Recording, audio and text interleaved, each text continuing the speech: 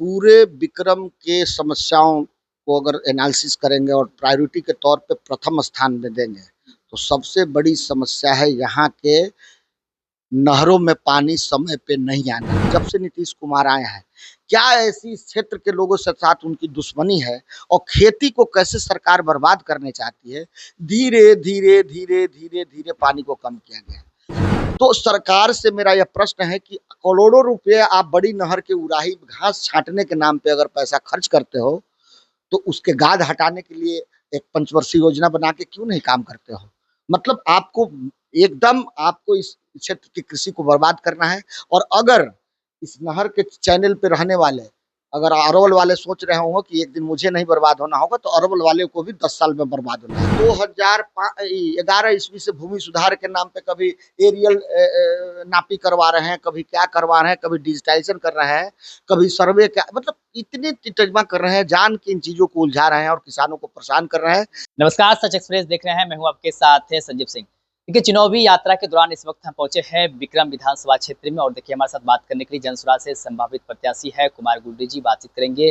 सबसे पहले तो सर बहुत बहुत स्वागत है आपका। सच एक्सप्रेस के सभी दर्शकों को मेरा प्रणाम और आपको भी बहुत बहुत मेरा स्नेह। प्रशांत किशोर जी कहते हैं कि अपने बच्चों की भविष्य को देखते हुए जो है आप वोट करें, बच्चों को देखकर वोट करें। क्या लगता है जनता इस बात को समझेगी? क्योंकि बिहार की राजनीति जो है जिस प्रकार से लगातार चल रही है कि जाति को देख के लोग कभी-कभी वोट करते हैं कि हमारी जाति के लोग हैं तो हम वोट कर देते हैं। तो क्या लगता है जनता इस चीज़ को समझेगी? देखिए, सिलसिलेवार समझा देते हैं। कुछ चीजें कालखंड में बिगड़ी है।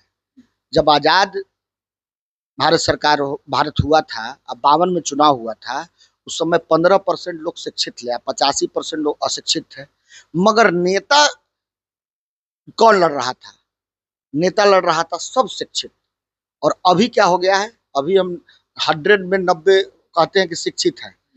चुनाव कौन लड़ता है? अशिक्षित, अपराधी, गुंडा, चोर, कम पढ़ा लिखा। तो ये बदलाव हुआ है। पढ़े लिखे लोग अनपढ़ों को चुन रहे हैं, उस समय अनपढ़ लोग पढ़े लिखों को चुन रहे थे। ये धीरे धीरे क्रमिक मतलब हरास हुआ है।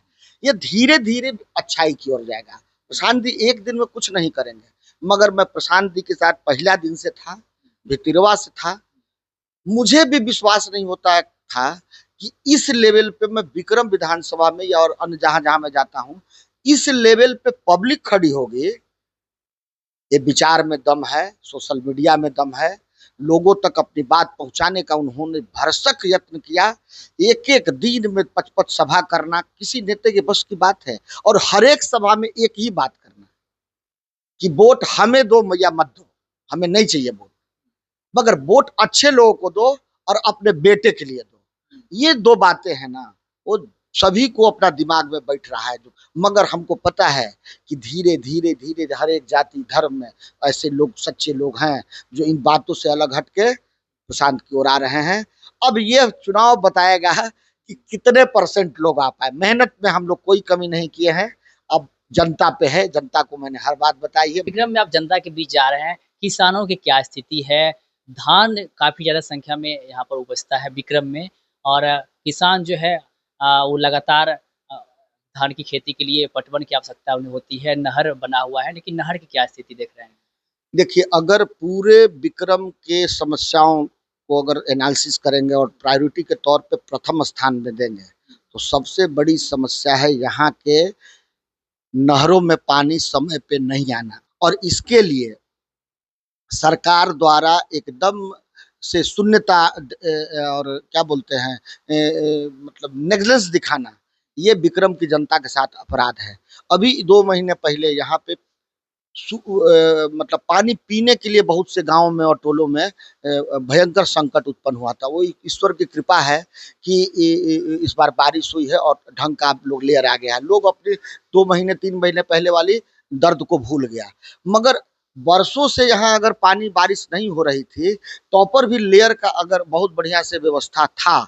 उसका मेन रीजन था कि यहाँ से बड़ी नहर जो डिहरी से निकला हुआ है, इंद्रावती बराज से डैम से जो पानी निकल कर एक अंग्रेजों के कालखंड में इसको बनाया गया था। इसको सिंचाई और यातायात के रूप में मतलब उपयोग किया जाता था।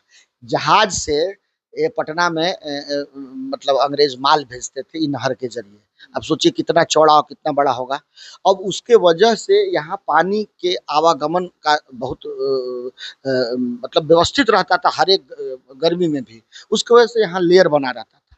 मगर 2005 से जब से नीतीश कुमार आए हैं, क्या ऐसी इस क्षेत्र के लोगों से साथ उनकी दुश्मनी है और खेती को कैसे सरकार बर्बाद करने चाहती है।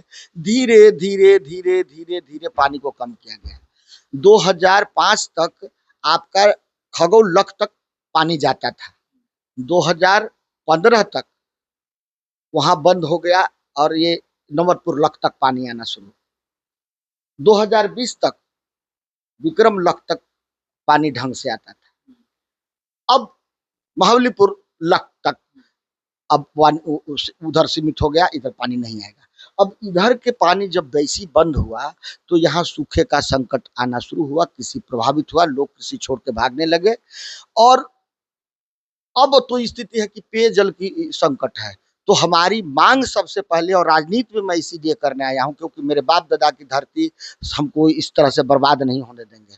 हमारी मांग रहेगी, हम सड़क पे रहे या सदन में जाए, हमारी मांग है कि अगर इंद्रवात जो बराज से पानी आता है अंग्रेज के टाइम में, उसके पहले सीधे हमारे यहाँ पानी आता था। दो रुकावट बाद के कालखंडों में खड़ा कर दिया गया। एक, जो जहाँ पे हमारी जलाशय बना है उससे ऊपर एक यूपी को पानी देने के लिए बांध बना दिया गया और आधा पानी उधर डिस्ट्रीब्यूट कर दिया गया। और 2010 में नीतीश कुमार ने गया को पानी देने के लिए एक इसी में से नहर उन्होंने खोद दिया।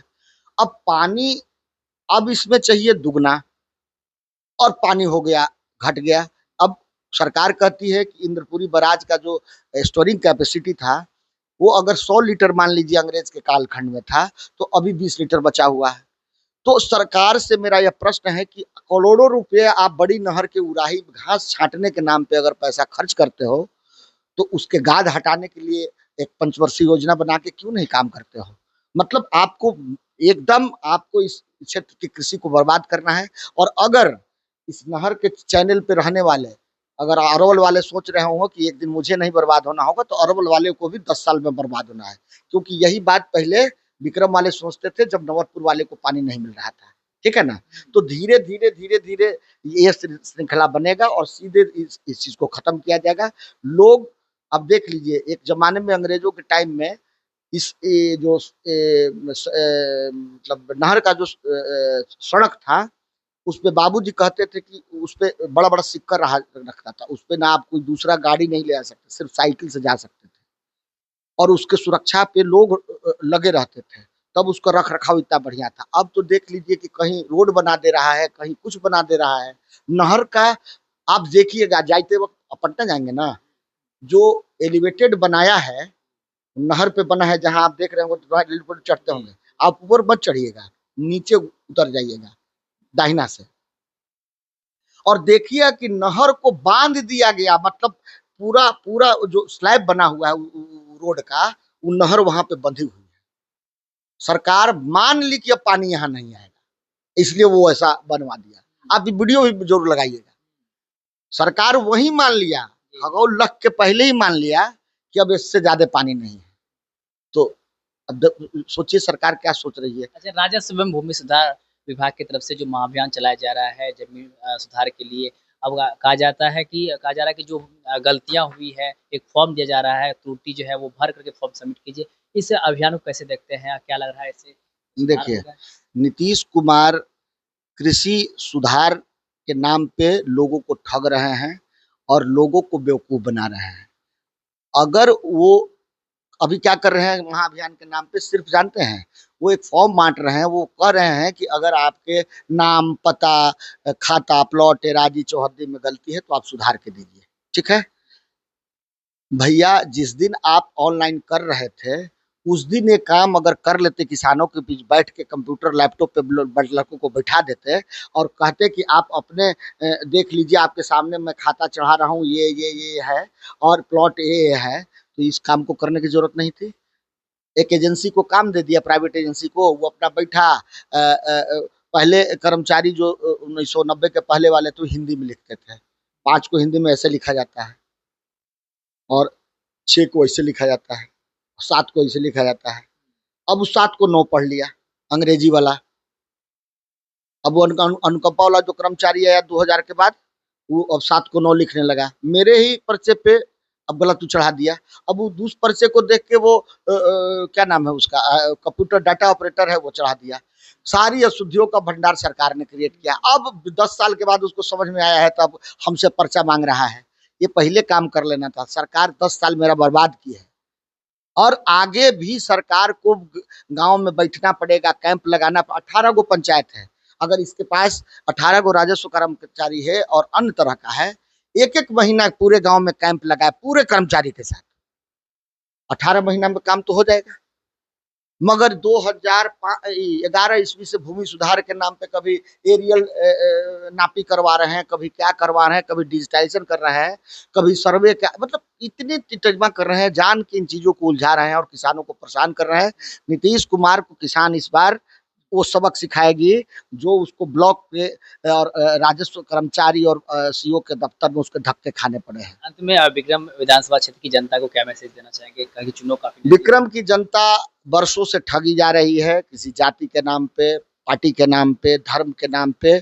उसको अपने मुद्दे, विक्रम की वाले मुद्दे को घूम के देखना पड़ेगा उसको। ये देखिए कि आप जब तक अपने समझ के और अपने बीच के लोगों को अगर हाथ मजबूत नहीं करेंगे, पार्टी और जाति से बंधे रहेंगे, विक्रम के मुद्दे को जब हाईलाइट नहीं करेंगे, जब तक सबसे पहले आप बोलना शुरू नहीं करेंगे। आप समझते बहुत कुछ हैं, सोशल मीडिया हो या अन्य प्लेटफॉर्म पे, आप बोलते ही नहीं। आपकी समस्या है, आपको बोलना पड़ेगा। किसी नेता का काम ये नहीं है कि आपको पैसा दे के रैली में ले जाए और आपके चीज़ों को, शिक्षा और स्वास्थ्य को खड़ा करने के लिए वो अपना घर और ज़मीन बेच के कुर्बान हो जाए। जो ये व्यापार करेगा, वो अगर 5 करोड़ लगाएगा, वो 20 करोड़ कमाएगा। कैसे कमाएगा? वो गलत गुणवत्ता वाला रोड बनाएगा। अब ब्लॉक में घुसखोरी पे दलाली लेगा, थाना में दलाली लेगा, बालू के हाट पे दलाली लेगा, इन सब चीज़ों में पैसा लेगा, तो वहाँ आप ही दमित हो गए।